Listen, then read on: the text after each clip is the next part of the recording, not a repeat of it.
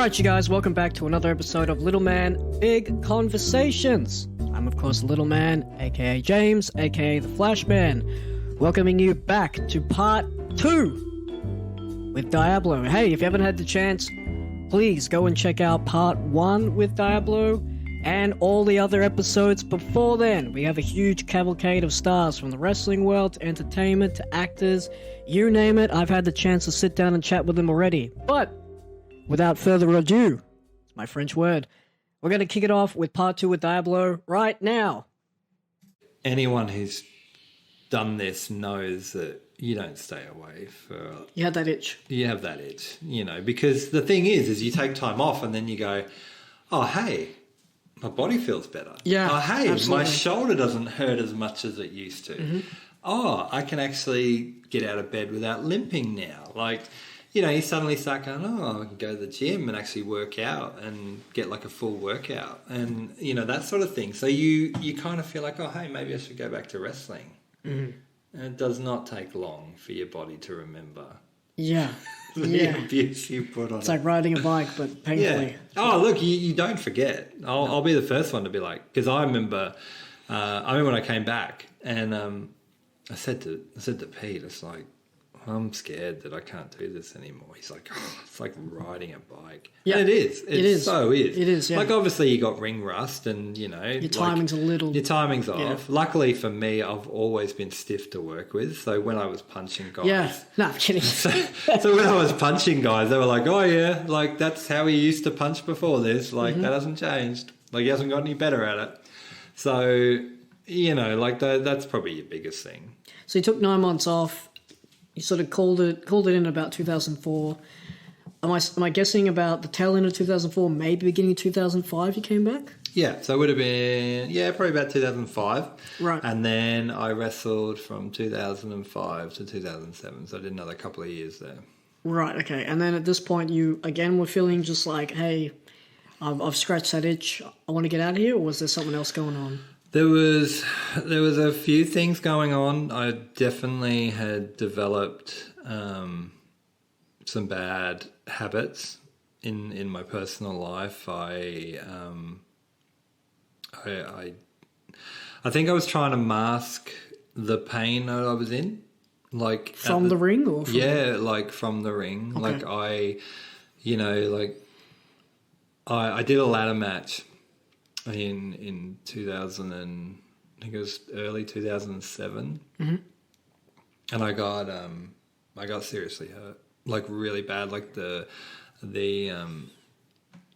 ladder hit me right on the spine and on my sciatic nerve, and did some real damage. I actually tore. I'm not even going to try and remember what the muscle was called, but it was right on my spine where my sciatic nerve was. There was a muscle a bit higher up than that I completely tore right off.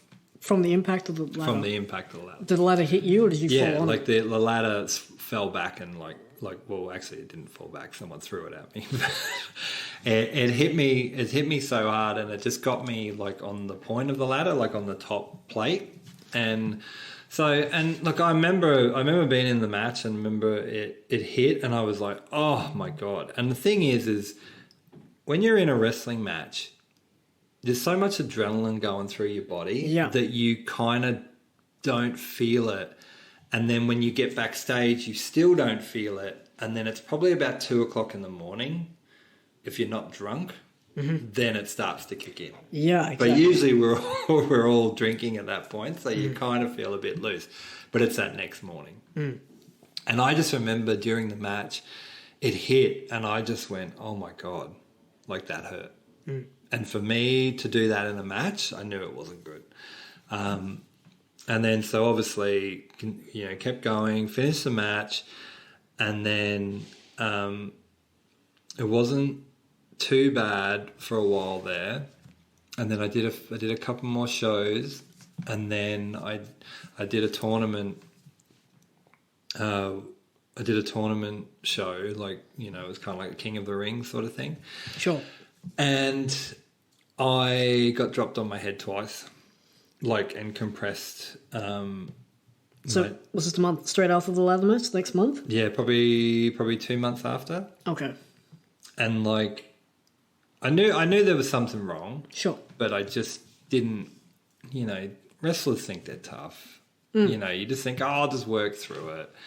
And I just remember being in pain a lot, and I just remember like using like Chinese herbal deep heat crap, like trying to get through everything. I'm like, this'll do. Yeah, like I thought this'll do. Yeah.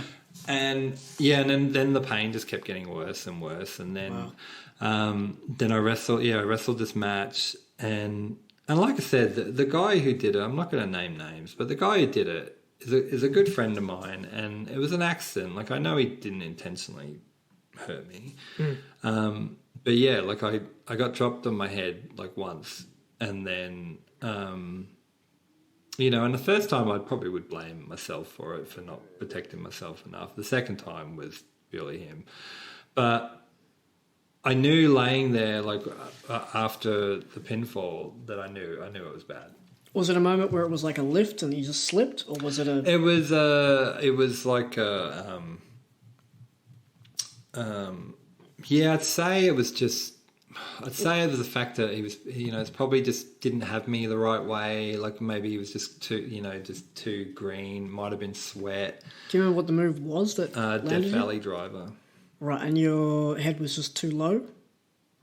It came down. I think it was just more my chin was tucked, but it was just more like when the drop happened. Like a Death Valley driver is quite a dangerous move in itself, because you actually are coming down like a neck breaker. And I think a lot of guys try and do it like kind of like a suplex at the last minute sort of thing. Yeah. And that just didn't happen. It was pretty much like a brain buster, but it was just, wasn't to the point of just didn't shoot you over enough to... Yeah, like I just don't think I just came over enough. It was more like a neck breaker, like... Oh, so when you hit, did you have that? I just had that gong sensation. I just had this like numbness go over me, and so like it's very LSD Bostonish, like the numb. Not that bad. Like I'd actually had worse. I'd actually had a stinger before, like early in my career as well. So it wasn't as bad as that. That scared the living shit out of me, like thinking that I was almost paralyzed. But this one was just more. It was like the connection between my neck and my back. It was just that muscle was then gone. Like that was like it was kind of like, if you can imagine, it was hanging on by a thread. This just severed it. Right. And I just remember laying there, and it just felt like there was a knife in my back. And so I went to the doctor, and they said that, you've pretty much torn that off. And that's why you're in so much pain. So sadly, where the muscle was situated is that they said it's just a matter of letting it heal, letting it like come back together. And that it was actually a lot of brain memory, like a memory, like trying to get the muscle to remember how to use it. So it healed. So I had it looked at, had it done, and then now it's a matter of, okay, your brain has now forgot about that muscle because it's not there and it's not working, and it's been fixed. Now we've got to reteach your brain to get that muscle working again. Sure. So I had to do these exercises where I had to sit up straight, and I had to, pull my shoulders back, and I had to really concentrate on where that muscle was, and then I'd have to really think about it as I was doing the exercises. And so it was quite a frustrating, because it's not easy. It's not like you can just turn around and go like, hey, muscle, come on. Like, remember what we're doing here. Like, it was and I'm not the most patient of people, as you know. Yeah. And so anyway, I got, I was obviously in a lot of pain after this one. So then it pretty much became the painkiller stuff. Right. Okay. And then, because I wasn't in a good place, the drinking started. And then the painkillers and the drinking. Mm-hmm. And then pretty much my relationship ended. Right. I pretty much couldn't understand where the pain actually stopped because I was constantly doing the wrong thing. Right. So it got to a point where taking medication that I was abusing, drinking way too much, hanging around with the wrong people, finding myself in the gutter outside my house, not knowing what the fuck I was doing there, you know. Yeah, it was a really sad point in my time to actually think that, you know, I went from doing something I loved to something that was destroying me. Did you have any connections with anyone in the wrestling at that point, or were you just disconnected from everyone back then? Look, all my closest friends had gone to America. So there was a good group of local wrestlers who all decided that they would go to America for a few months and wrestle in the indie circuit. Ben had met his wife and obviously, you know, was settling down and, you know, and I was just that dropkick friend at the time that no one really wanted to be around anyway. And I didn't help that.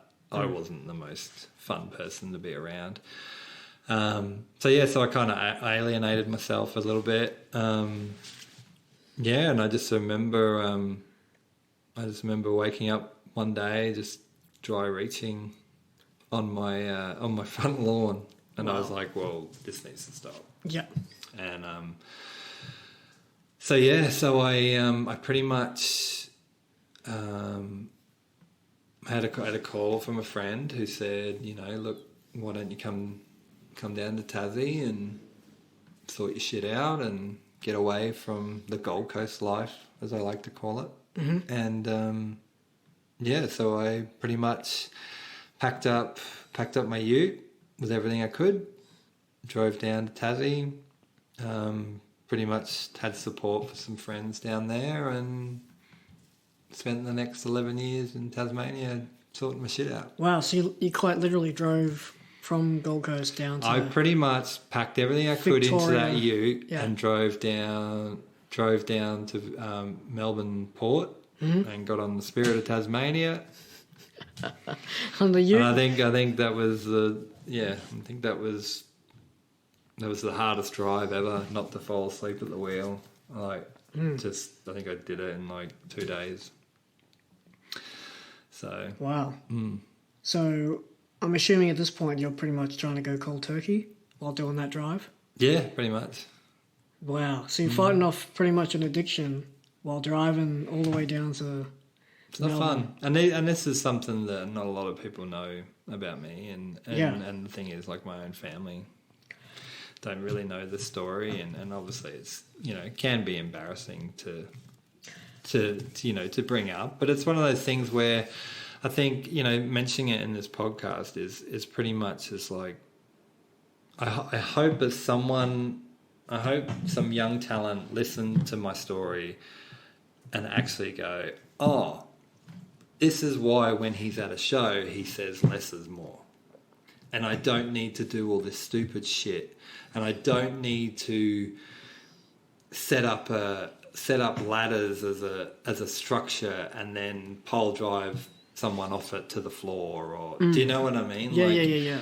That's what I hope that someone gets from this story is we don't, you know, we work in the indies, so to say, and we don't have Vince McMahon paying for our medical bills. You know, like if you get hurt, you're on your own. Yeah. The promoter's not going to pay for you to have back surgery or shoulder surgery or knee surgery. Like, you know, as we saw today, like one of our close friends has now decided to step away from wrestling due to a couple of injuries. Yeah. You know what I mean? And it's hard to see. Like, well, it was always that sort of mentality, like similar to what you experienced with Hawk when I went down there. There was times where in 2008, not to the extent that you've had, but I felt the same way. I was in a relationship at the time in 2010, and I had been doing the weekly shows, and then we were doing shows arguably every Saturday at that point, and we were building to one of the Wild and Reckless shows. Those Wild and Reckless shows that I'm sure you remember those matches. The cars at ringside, there was glass and things like that. They were called the Junkyard Bash. Junkyard Bash in my day. Yeah, so the show was called Wild and Reckless, but the main event was the Junkyard Bash, and we were building to that show. And I remember getting the morning of that show, I quite literally couldn't get out of bed. Mm-hmm. And I was paranoid that I would end up like Lisa Simpson from The Simpsons, where she had the dream where she was fat and someone's like, get Mars prying stick. And I would quite literally have to be like, almost catapulted out of bed, like pried out of my bed. And I looked around and I went, man, I'm 21 and I've only been wrestling for 3 years and I can't move. And I didn't look at it from an egotistical standpoint. I looked at it from a standpoint of I have to be really careful with the size that I am, because every bump for me is like times 2. Oh, I can imagine. So I completely resonate and understand where it was doing those weekly shows where you went, man, I got to recharge. I think the thing is when you get a bit older too, like when you're young and you start in wrestling, you're like, I'm invincible.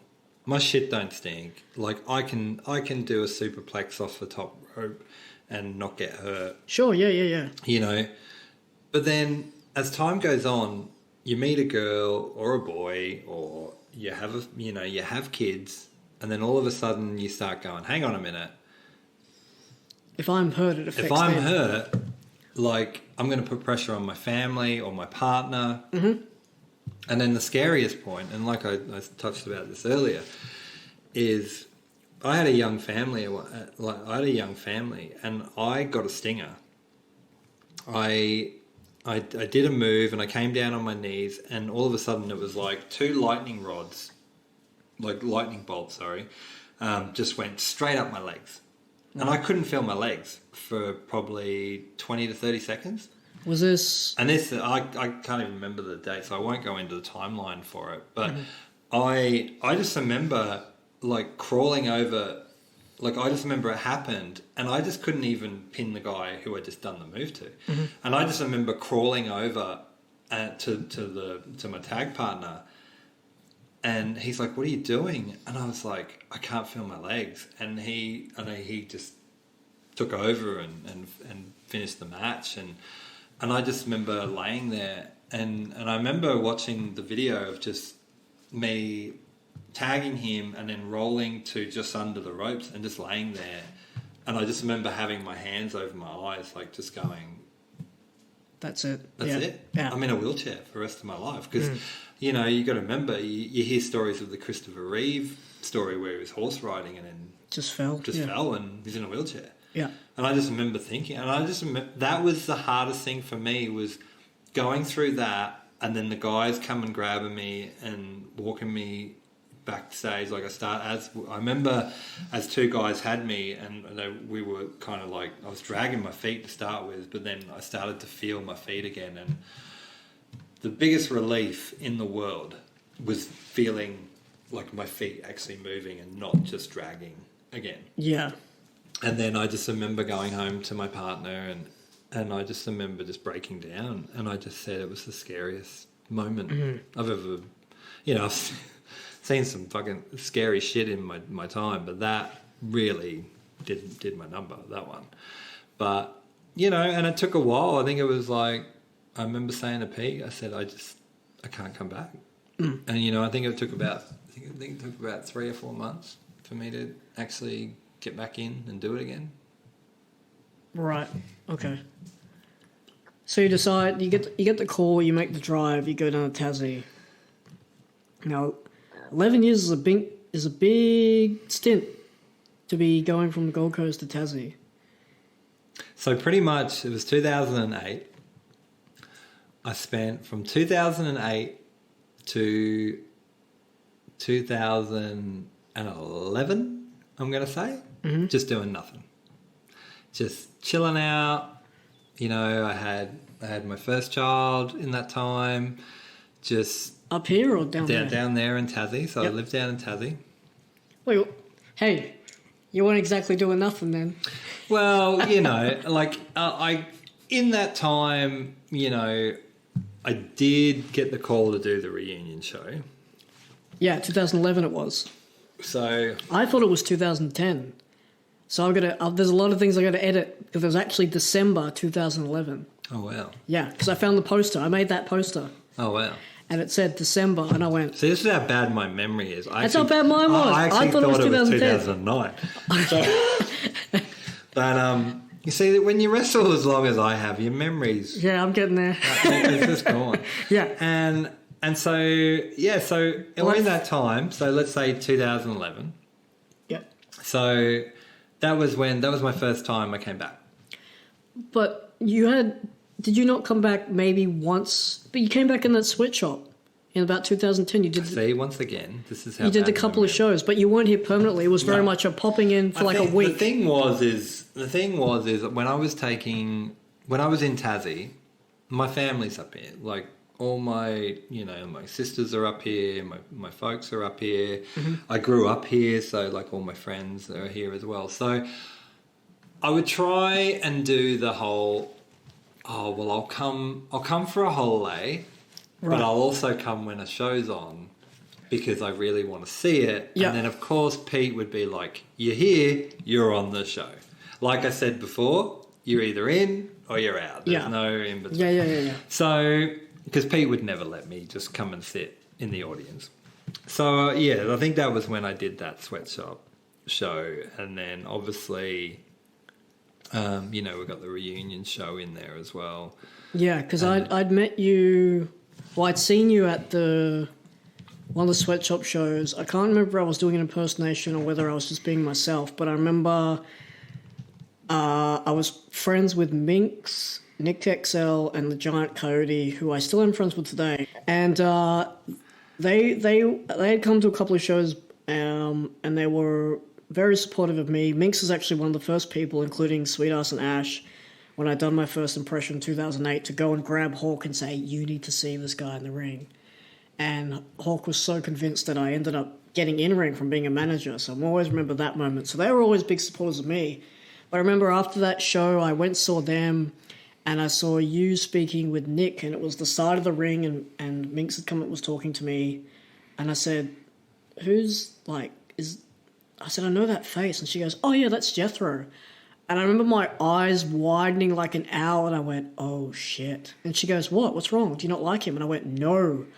He doesn't like me. Yeah. I'm like, I think he's a dick. No, I went, I'm like, no, I know all about his in-ring work. And I said, I don't know what to say. And she's like, just come up and have a chat to him. It's not a big deal. You got to remember, even I remember, I was never approachable. A lot of guys will say that about me today. It wasn't from this. It wasn't from that aspect. It's from that aspect that you hear about in movies and things like that, where it's like, I admire and I've seen this guy work. That I feel like I don't think I could hold a conversation with him because it's like, what do I know? What could I speak about to this guy? And that's how I felt. I was like, what am I going to say? Like, here I am going to meet Jethro, who I've seen on posters, who I've seen on tapes and DVDs and VHS and all sorts of things. He was here at MIW1, WCW, one of the originators. What am I going to say? Hi, I'm wearing a red jumper. Like, I felt like anything I said at that point would you'd just be like, no. It was just like, no. And I wasn't really established as an individual at that point. I had, like, some sort of gear, but I was still sort of halfway between impersonations and myself. So I really was like, yo, I don't know what to say to the guy that kind of was here with everyone else was here. Like, I'd known Ash and Matt and obviously Hawk and everyone else because I'd spent arguably 2 years with them at that point. But for a guy that was there when all those guys were there and I hadn't had that connection with you yet, I was like, I don't really know what to say. And I don't want my first impression to be like, hey, man, and then just stand there and you're like, well, this guy's a fucking weirdo. Like, just 4'10", he's a fucking mute. It's like, no, I don't. I think I quite literally was like, tell him I said hi. And I just like ran to the locker room and I was like, fucking hell, Jethro's out there. And everyone's like, huh? And I'm like, you don't understand who's out there right now? So I remember just freaking the fuck out. And then, the incident with Ash and the music happened, I think, a month or two later, which was great because that was technically my sort of first conversation with you, which was like, I don't know, man, you fucking just mouthing every 4-letter word you could. And I know a lot of them, trust me. Yeah. But then you were hasta luego. Then it was just like... like I said, I think it was just more the fact that I could pop in, catch up with Ames and Nick and BJ and all them, and then pretty much be like, all right, catch you guys later. And like, you got to remember, like, that locker room at the time was like a family. Like, I'm not going to sit here and shit on Queensland Wrestling or any other wrestling companies at the moment. But sure. What I kind of find is, like, I don't think the locker rooms up here I don't think the guys really respect the other guys. Okay. You know, and like I said, you can all tear shit off me and call me whatever you want. I don't care. But from what I've seen is, like, when I was, you know, doing this all the time, that I found that it was like you had your peers who you respected, and, you know, no matter if you were the opener or the main event, everyone had the same respect for each other. I think nowadays there's a few of those guys who are still out there who do that, but then I think it's one thing that doesn't get taught when guys are learning how to be a wrestler. It's like, you teach them how to bump, you teach them how to run the ropes, you teach them how to work with someone, you teach them how to work the crowd. But when it comes to the respect and etiquette, I think promoters don't teach that, because I think promoters think that that's common sense. Sure. You know, like, when I ran a wrestling company, I'm not going to name names again, but I had a certain talented Australian wrestler who is doing really well for himself. 5 years ago, sent me a message saying, hey, is this a backyard fed or is this the real thing? Right. And I replied with, is this a talented worker or is this someone who talks shit? And they were like, oh, I really wanted to see if I could get on your show. Now, is that how you would approach a job? No.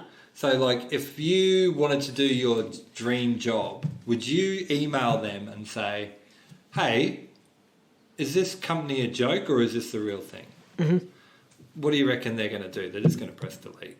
Yeah, they won't respond, yeah. And only because this guy is actually a talented wrestler, I humoured him. And, you know, and that's one thing that I think is lost in today's wrestling, is there are guys who, you know, who show respect, and there's guys who think they deserve it. I think it's also too is that not only was it taught back in the day, because I experienced and I still have that camaraderie with everyone down there at IPW, you know, these 12 years later. And being cut from the same cloth as guys like yourself, having come through that same school and that same environment with that same trainer, it is something that is almost like a lost art. But I believe too is that specific camaraderie and that family and that fellowship that gets experienced in those training environments in that locker room,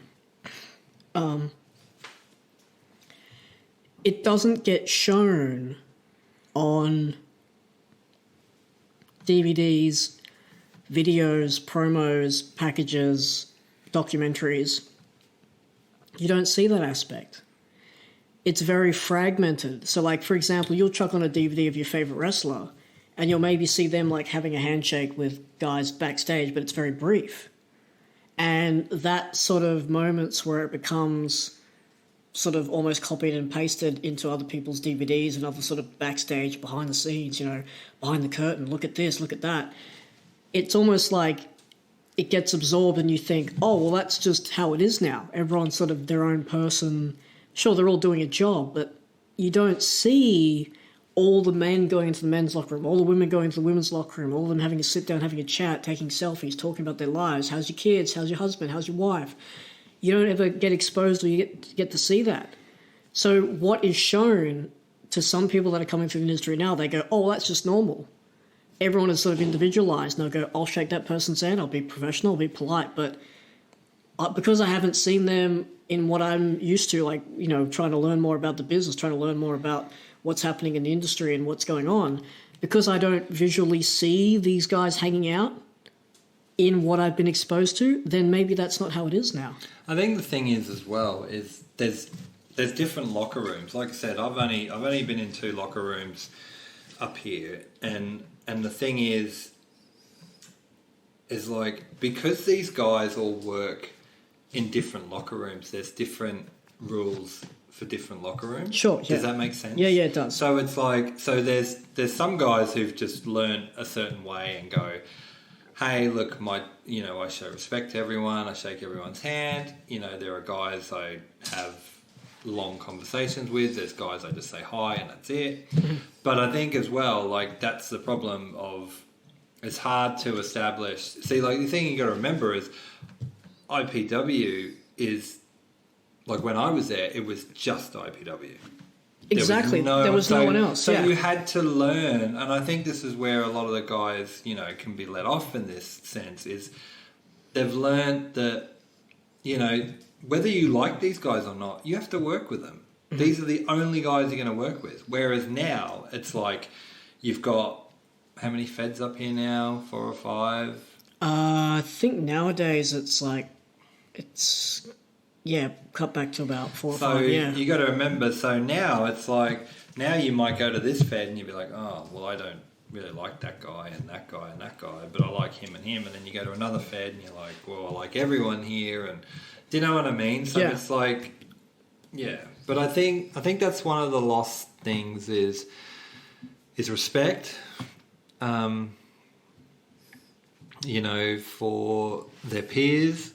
And also too, like, I think these guys need to learn that, and girls need to learn that you have to apply for a wrestling gig the same way you'd apply for a job. Sure, yeah.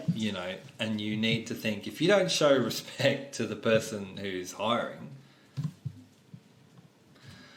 but, also too, I think another big problem is promoters don't know how to promote. Right. Well, speaking of that, you came up and did the stint, a couple of shows at the Asheville PCYC. You head back home for a bit. Before you open what would be then known as Tasmanian Championship Wrestling, you come back up one more time in 2011. And that was the inaugural IPW reunion show, where guys of WCW, MIW, and of course IPW all came back for one night only and got to sort of share the locker room, and history got to sort of almost begin again. Mm-hmm.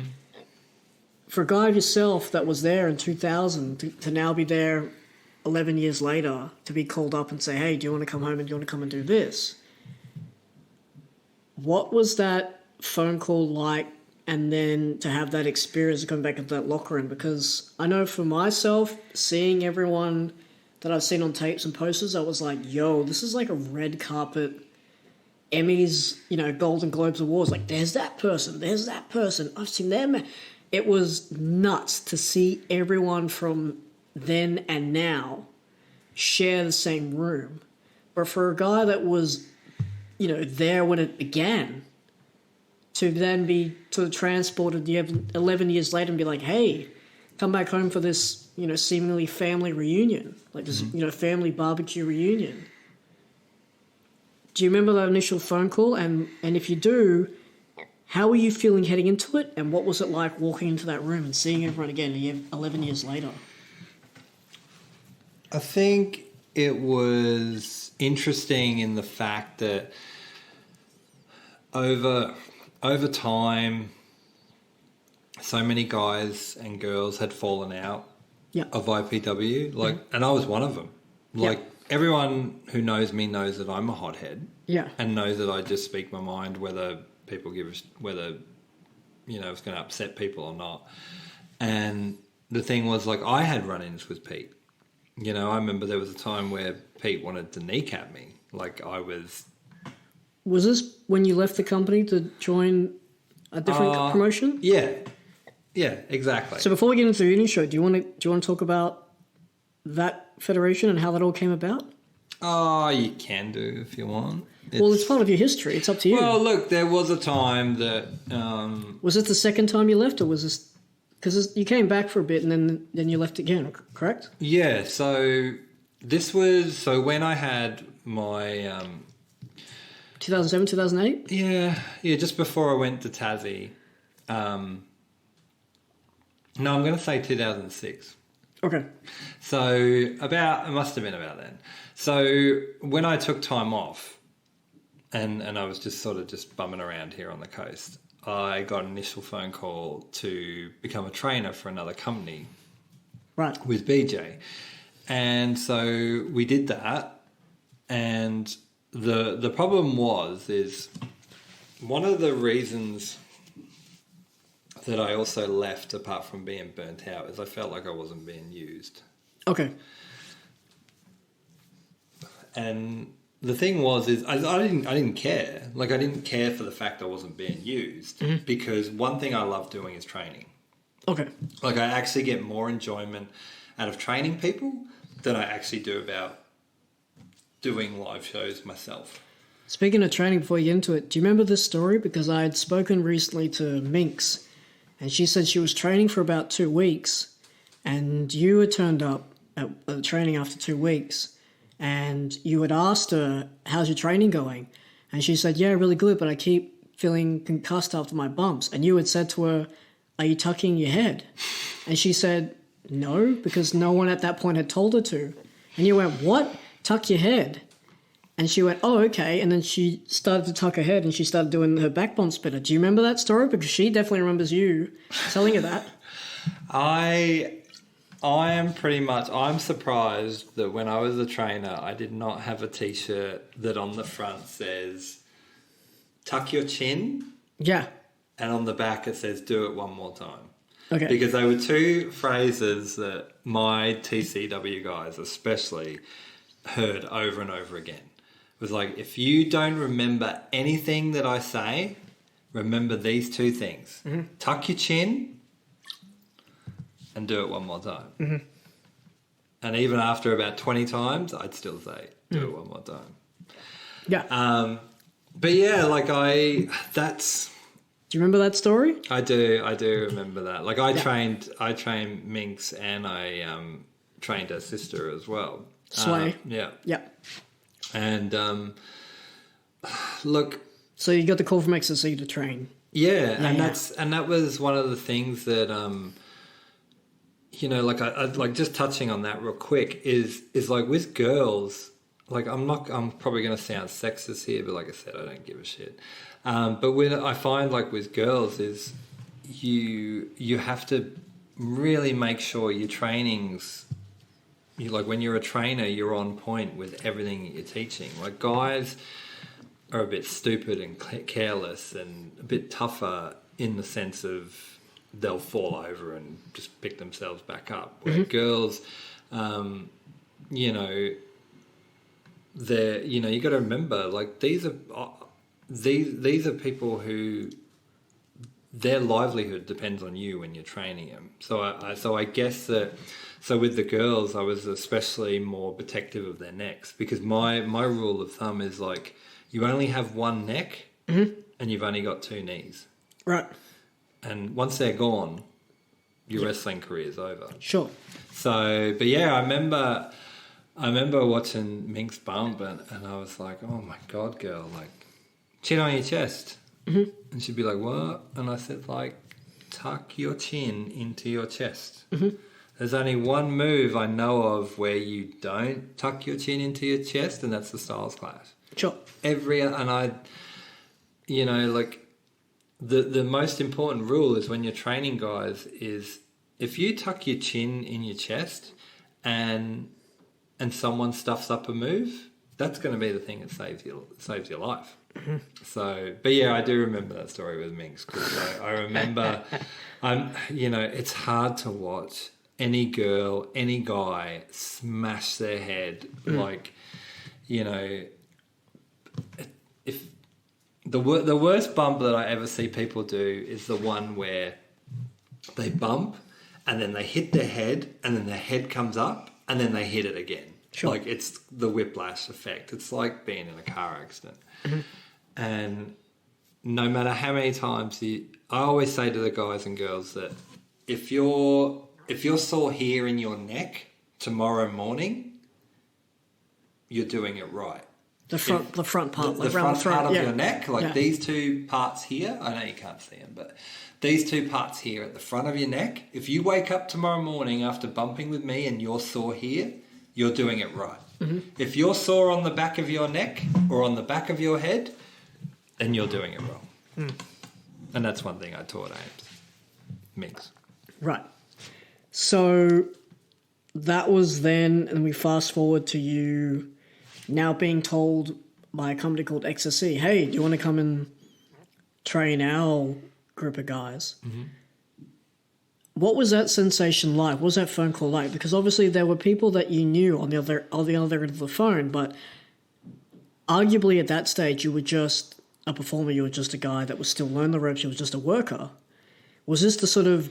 Well, I think the thing is I'd been doing it long enough that I knew how to train guys under Pete's supervision. Like, Pete, everything Pete taught me, I listened to and I wrote down. Okay. Like, I didn't just go, okay, cool, no worries, I'll ignore that. Like, anything he taught me, I wrote it down. I'd go home at the end of training, I'd be like, work the crowd this way because of this. Like, turn your body this way because of this. Like, everything. I just had notebooks everywhere. I'd scrap bits of paper everywhere. And so I kind of felt like when I got asked, I was kind of like, well, I don't know. I suppose I just didn't really think that I couldn't do it because I'd been doing it at IPW. Yep. Do you know what I mean? And I remember the initial conversation is when they asked me, and they said, what do you want? Like, obviously they offered me money, and they said, what do you need to make this happen? And I said, BJ. Right. Okay. Like, as in BJ Blade, not BJ's. Yeah. I said BJ Blade. I said, if he's in, I said I'm in, because the one thing I loved about working with BJ is I felt that I had the old school and the psychology down, and he had the new school and the psychology down. Right. Because I don't believe that you can train from one trainer and be good. Okay. I believe that you need to... I always used to say this to my guys and girls. I'd say, learn from me and then go to MCW. Yep. Or go to Venom. Or go to IPW. Or go to Gippsland Pro Wrestling. Like, go to as many different places and learn from experienced guys, no matter where you are. And I said, if you go to another company and you don't watch the other matches or talk to the trainers or talk to the promoters, you're a fucking idiot. Because that is where you get your experience from other people. And so that's where I kind of felt like having BJ with me, like, it wouldn't just be like they would just know my way. They would know my way. They would know BJ's way.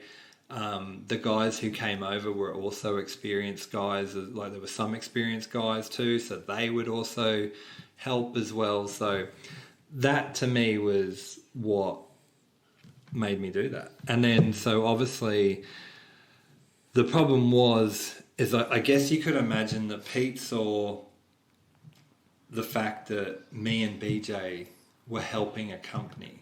It wasn't the fact that we were doing it because it was something we loved and we were getting paid to do it. Mm-hmm. It was more the fact of he felt like we turned our back on him and we were pretty much trying to run him into the ground. And that was never the case. That was not a logic behind it. It was pretty much saying, hey, do you guys want to come to this facility, train our guys for us, and we want to pay you? You're not being used at this company. What do you think? Mm-hmm. And we just went, yeah. And just sadly, I guess neither of us thought of the repercussions of what, being loyal to another company, what that would do. And so obviously that ended in a very nasty conversation between me and Pete. And it took some time, but we actually sat down and talked about it a few years later. And was that when you came back into the sweatshop stuff, or was it later on after that? Yeah, I think it was around it was around the sweatshop stuff, because that's what then led to me coming and doing the reunion show. How was that? You don't have to quote the conversation word for word, but what was that vibe like going into that room? Were you like, oh man, I don't know what's going to happen, or were you sort of like, I think it's going to be good? Well, going into that first initial conversation. Look, it was hard because we'd both tossed around some pretty aggressive comments at each other. Was the venue empty when you guys had the? Yeah, I actually went to his business, and I rang him before and I said, look, I want to talk. Mm-hmm. And he just went, okay. And I walked in there thinking, am I going to get Am I going to get ambushed by like half the roster?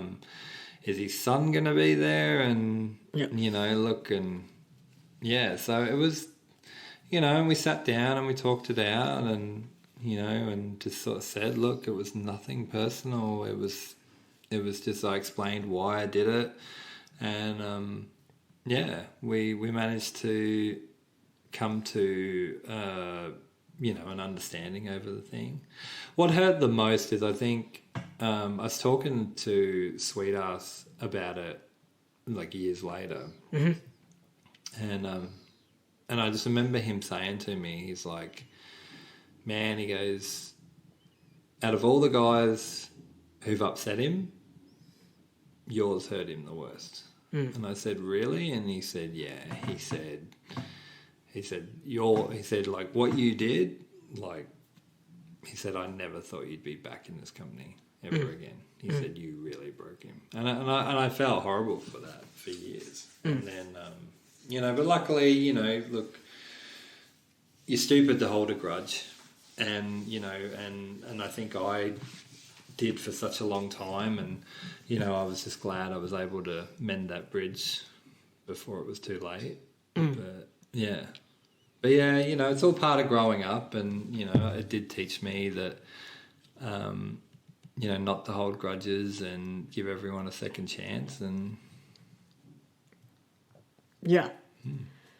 So that was the conversation you had with your first initial promoter, sort of mending that bridge and coming back and doing those shows then.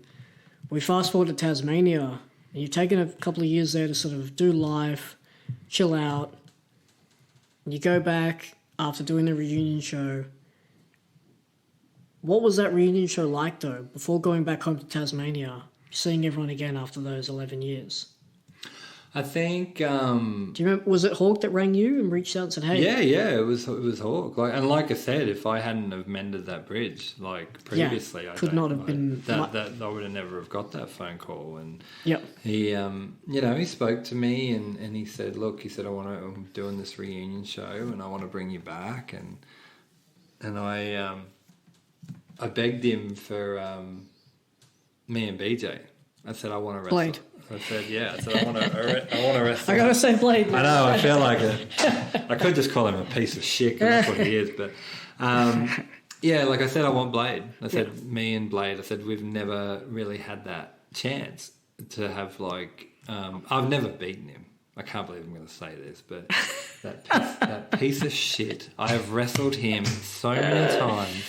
He is my closest friend in pro wrestling, and I have never beaten him. And so I said to P, I said, look, give me Blade, and for God's sake, let me beat him. If it's the last thing I do, just let me beat him. And he's like, it's him and Cruz. Because obviously they've had that great history together. Yeah. And I was like, okay. And I was like, because I was like thinking, well, that's who I want to wrestle. And then he gave me some other matches to work out. And I'm like, I've done it.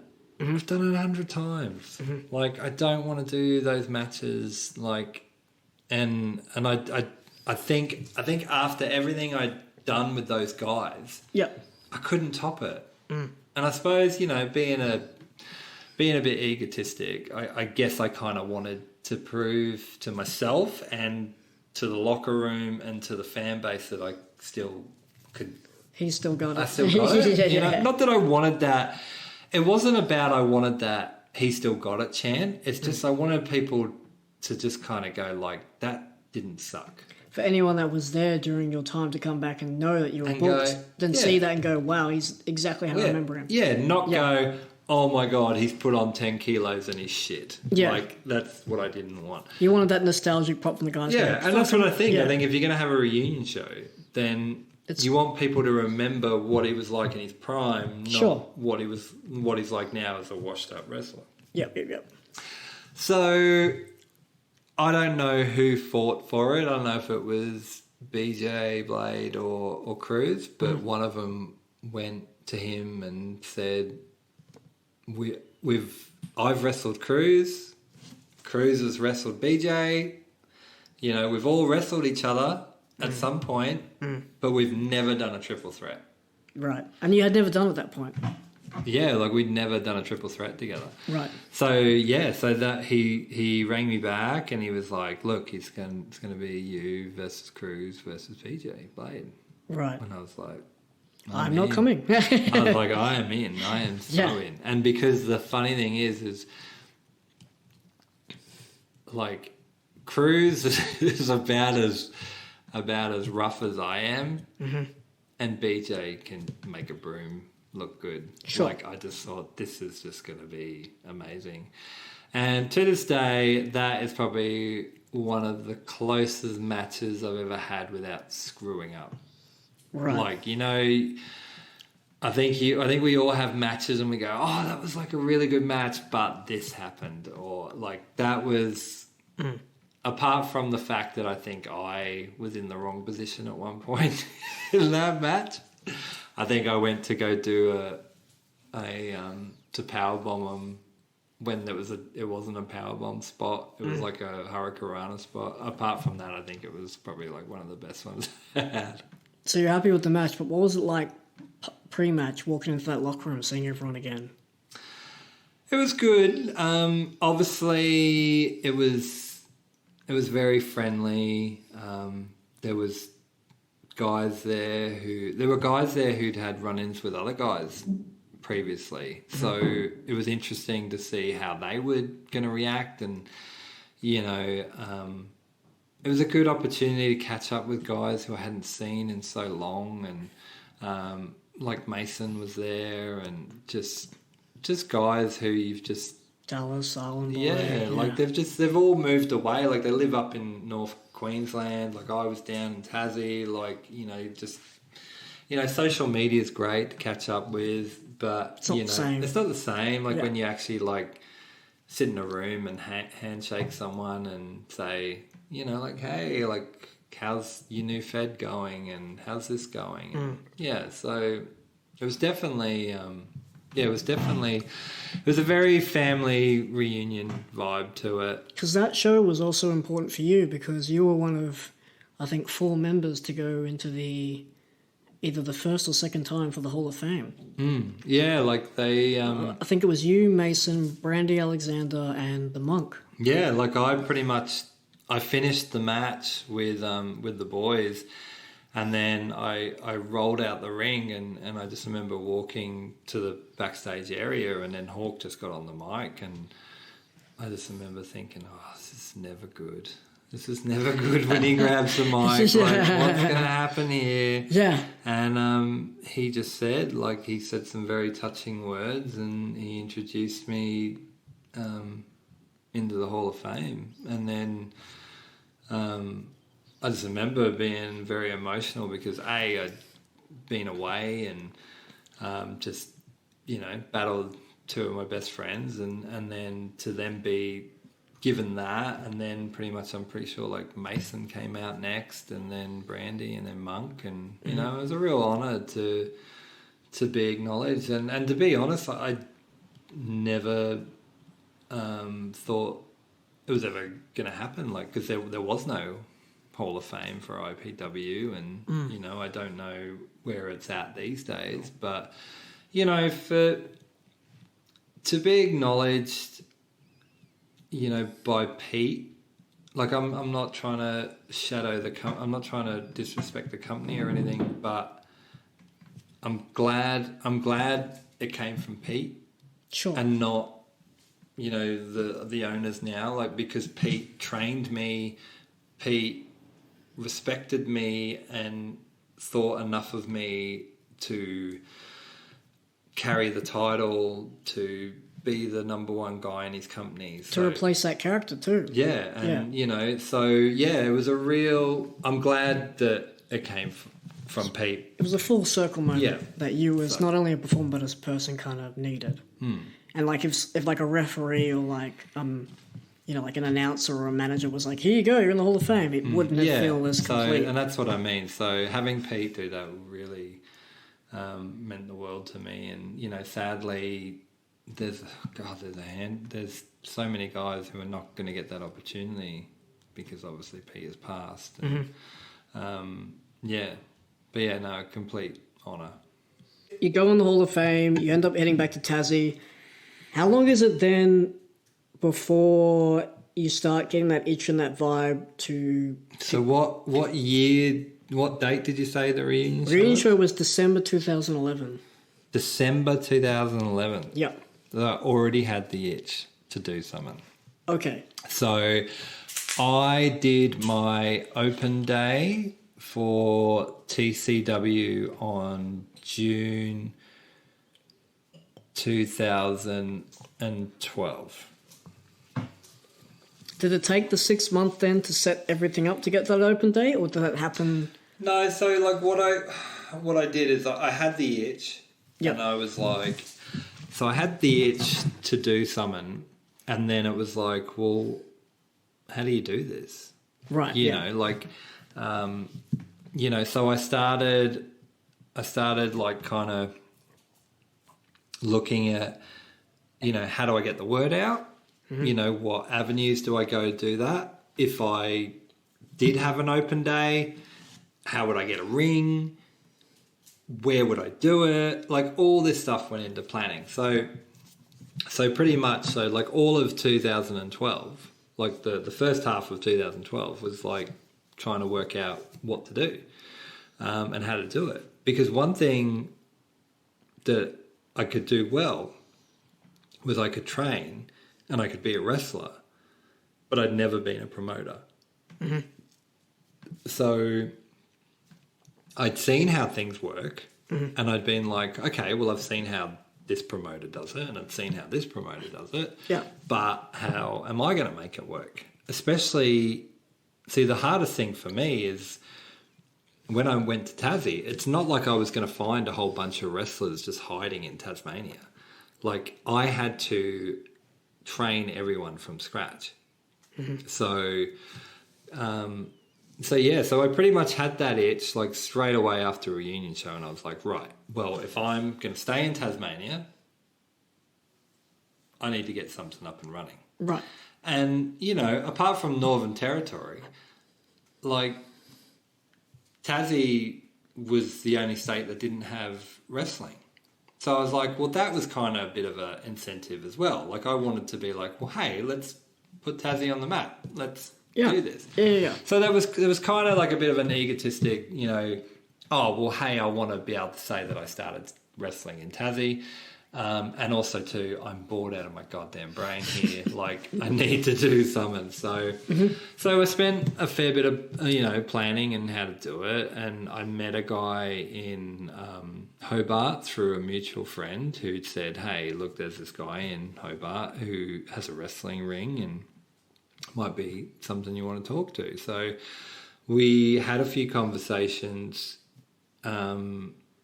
He was happy to loan me his ring to get started with. Yep. And then if things went well, then we could look at buying it and going from there. So I started the open day in 2012 in June. And I had a handful of guys, probably about... Minx actually came down and helped me. And she actually flew down and said, look, you know, I'll come down and give you a hand. This is when she was living here on the coast before she went to America. And so she flew down and, you know, helped me set up, you know, like I had, you know, obviously I had to set up waivers and, you know, like, registering people who came in and, you know, and it was just nice to have a girl there who'd been a wrestler as well. So just in case, like, you know, if I had a handful of girls turn up, it's not some seedy wrestler like going, oh, hey, you get to train with this guy. Like, it's actually like, hey, we've got a girl wrestler here Rubbing who knows, like a dirty old pedophile. You know, I've actually got a girl wrestler here who actually, you know, can actually show the girls how to do course. it. Yep. So it was you know, a bit of a rocky start, which you could imagine, like having a whole bunch of guys and girls who don't know how to wrestle and trying to teach everything like from the basics. And like I said before, you get a lot of people come to a training seminar and they're like, oh, when are we jumping off the top rope? And it's like, hang on a minute, how about we teach you how to bump first? So it was a really rough start in the sense of, so from that open day, I pretty much had to go, okay, so now every weekend I'm going to transport this ring to this venue, set it up, train in it, pull it down, and then drive it back to my house and stick it in the shed until next week, because I didn't have a venue that could do it. So I could store the ring at. So anyone who's been in this industry and had to pull the ring down and put it in a truck, usually there's about 10 or so guys all helping. Yep. I had to load that thing by myself to the venue. Obviously, when I got there, the guys helped me unload and set it up, and then they would help me pull it down, put it back in the van. But then I would have to drive home by myself, and I would have to unload an 18-foot ring by myself down a driveway into a shed. And you can imagine how many weeks that I had to do that for. Actually, sorry, you can imagine how many months I had to do that for. One. I wish. 4 weeks of hell. I wish. So this went on for months. So I spent a lot of my time trying to find a venue. And after 4 months of after work, on the weekend, going to real estates, going to warehouses, I finally found a warehouse that would house it cheaply. Wow. And a real lucky break. But look, and that's the thing.